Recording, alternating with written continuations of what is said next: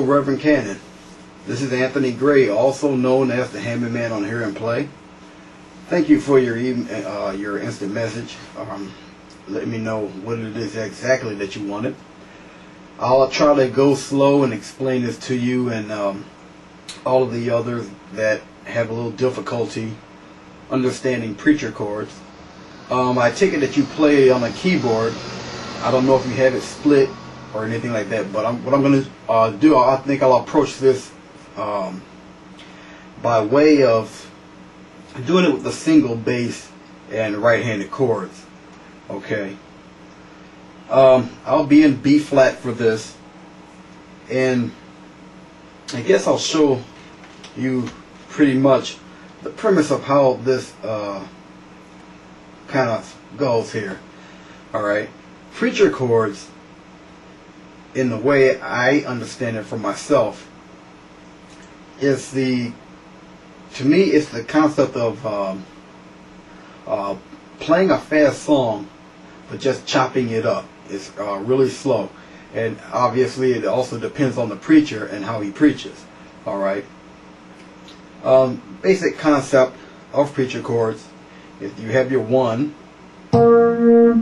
okay, your 4, your 5, back to your 1.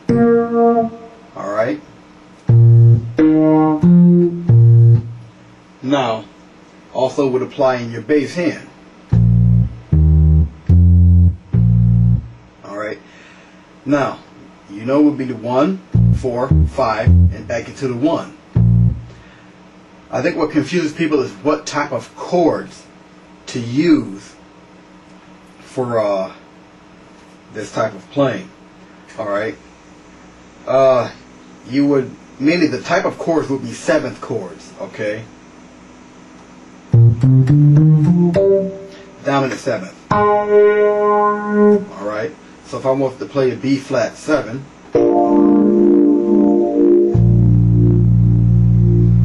alright, same thing would apply for the 4.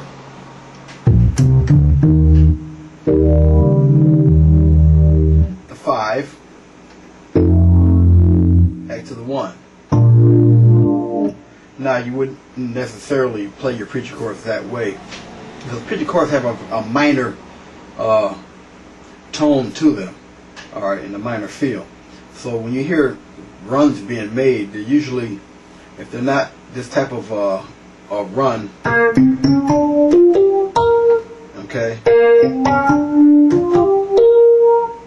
then they're usually some type of minor run.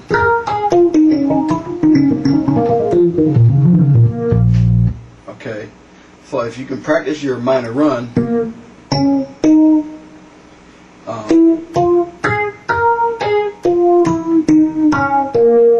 sometimes you can use the E. It's a grace note going to the 5, or you can use it without the E.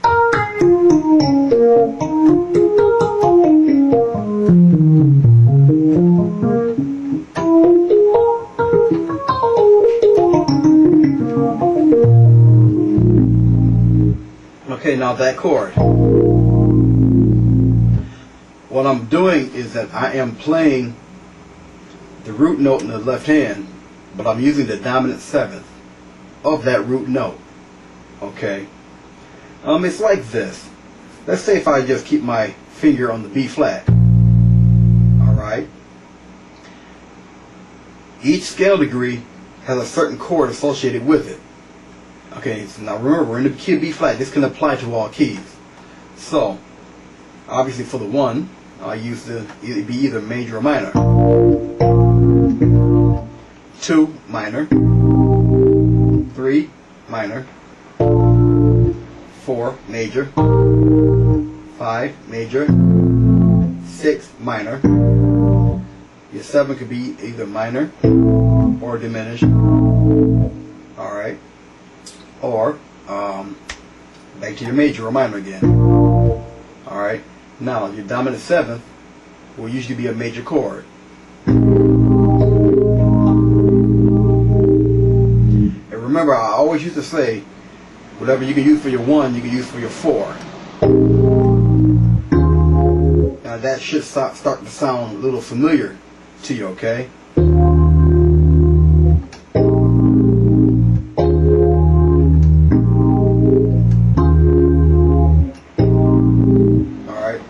remember, you can do this in any key. Okay.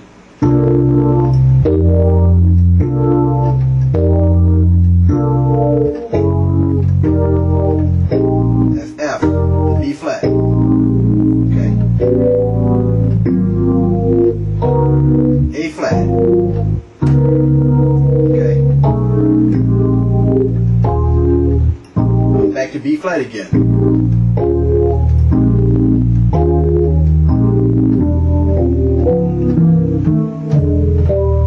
Now those are the preaching chords you're talking about.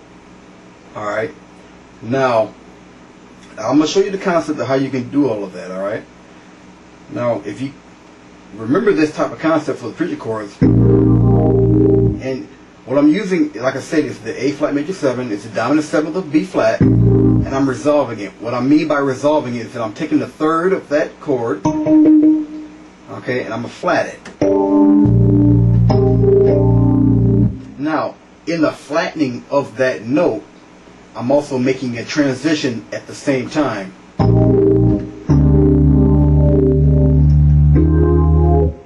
See that?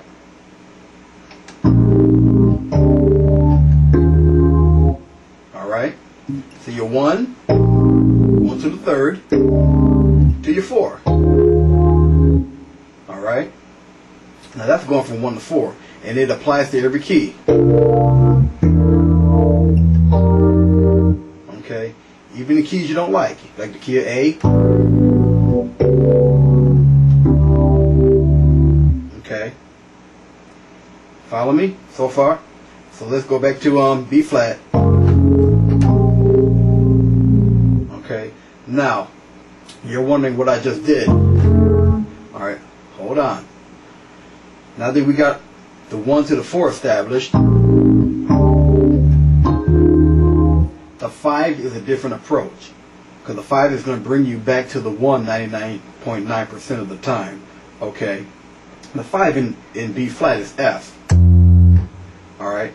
Now F will require a different chord. Alright. That will bring you back to that 1. Now the one chord that I would prefer to use for preacher chords to bring you back to the 1, alright, would be the I'm